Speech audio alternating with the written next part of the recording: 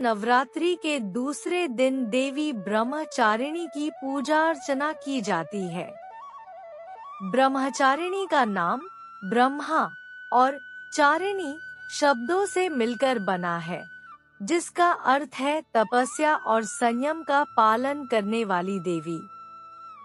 उनकी कथा पुराणों में विस्तार से वर्णित है और यह कथा उनकी तपस्या, समर्पण और दृढ़ निश्चय की प्रतीक मानी जाती है। देवी ब्रह्मचारिणी की पौराणिक कथा पुराणों के अनुसार ब्रह्मचारिणी माता को पूर्व जन्म में राजा हिमालय और रानी मैना की पुत्री पार्वती के रूप में जन्म लेने का वरदान प्राप्त था।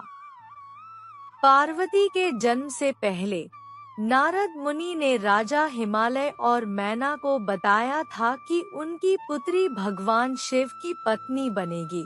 जब पार्वती ने नारद मुनि से अपने पूर्व जन्म की कथाएं सुनी, तब उन्हें ज्ञात हुआ कि वे पूर्व जन्म में भगवान शिव की पत्नी थी, लेकिन उनके किसी कारणवश वे उनसे बिछड़ गई थी।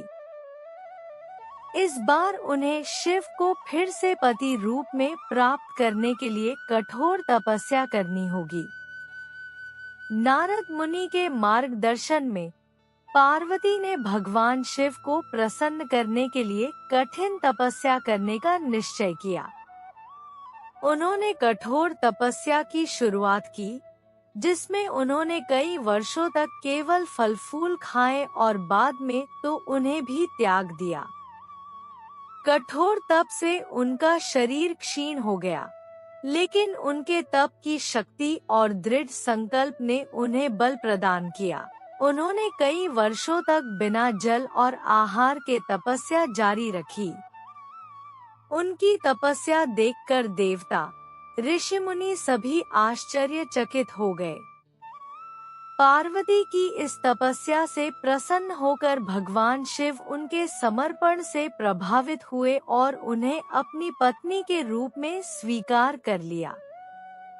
इसी कठिन तपस्या के कारण देवी का नाम ब्रह्मचारिणी पड़ा। उनकी तपस्या का प्रतीक उनके हाथ में धारण किया गया माला और कमंडल है, जो उनकी संयम और भक्ति का प्रतीक है। देवी ब्रह्मचारिणी का स्वरूप अत्यंत सरल और शांतिपूर्ण है। उनके हाथों में एक हाथ में माला और दूसरे हाथ में कमंडल रहता है। उनके इस रूप में वे तप और संयम की देवी मानी जाती हैं, जो साधकों को धैर्य, शक्ति और विवेक प्रदान करती हैं। उनके तपस्विनी रूप से यह संदेश मिलता है कि जीवन में लक्ष्य की प्राप्ति के लिए समर्पण और तपस्या आवश्यक होती है। देवी ब्रह्मचारिणी की उपासना से भक्तों को उनकी साधना और तप का फल प्राप्त होता है।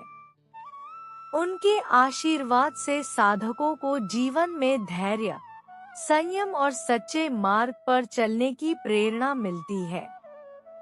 नवरात्रि के दूसरे दिन उनकी पूजा करने से मनुष्य में आत्मविश्वास और संघर्ष को सहन करने की शक्ति बढ़ती है।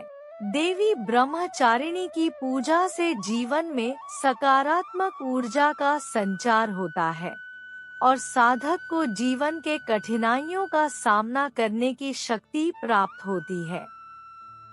बोलो माता ब्रह्मचारिणी की जय।